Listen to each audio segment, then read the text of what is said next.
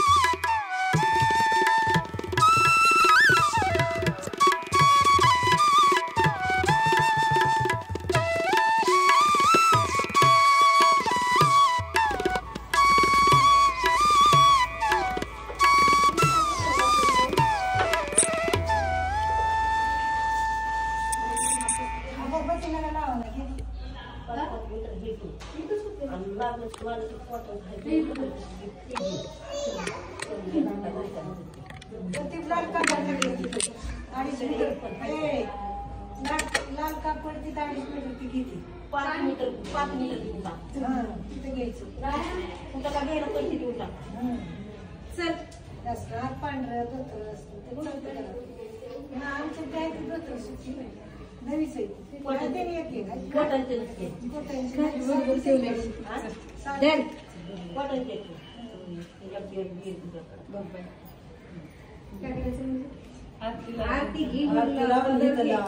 त्याला लावा अगोदर पानं बाई पडून बसा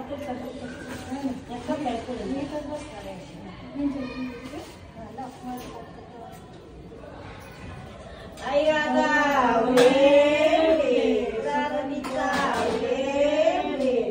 भवानी माता की जय थोड़ा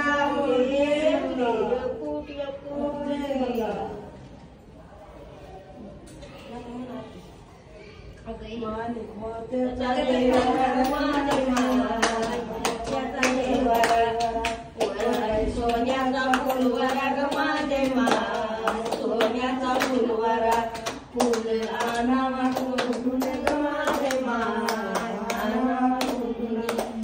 माईच्या बागे फुल ग माझे मा माईच्या बागे आजाचा ग माझे मा मंडप आजाप त्याला जे माय लोभती ग माझे मा निर्माय लोभती अंबाची बैठक ग माझे मा देवीची बैठक देवीची बैठक ग माझे मा देवीची बैठक लावून कापराच्या ज्योती ग माझे मा कापराच्या ज्योती पुढे जळती अगरबत्ती ग माझे मा गळती अगरबत्ती काळ्या शेळीचं पालव ग माझे मा शेळीचं पालव बालाई लाळ खेळती ग माझे मा लाळ खेळती चंद्र सूर्य वळते ग माझे मा सूर्य वळती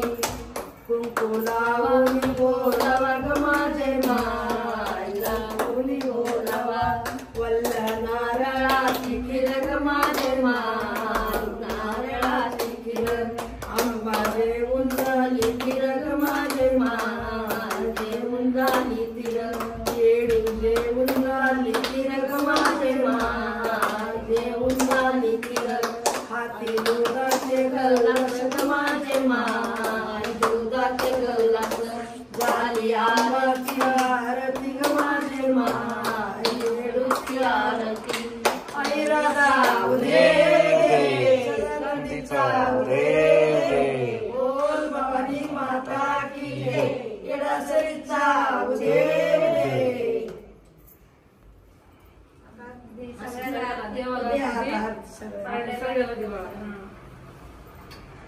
चांगला भेटते का सुट्टी कापड घातलेला असत तिथं आता हा तेवढ्या अडीचशे 250 म्हणत पण 200 दे मग काय त्याला बाहेरला बोला बाया बी नसतात जाग्यावर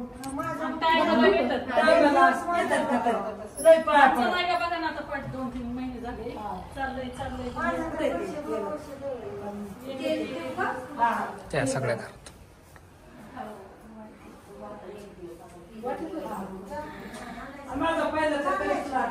सगळ्या घरात व्यवस्थित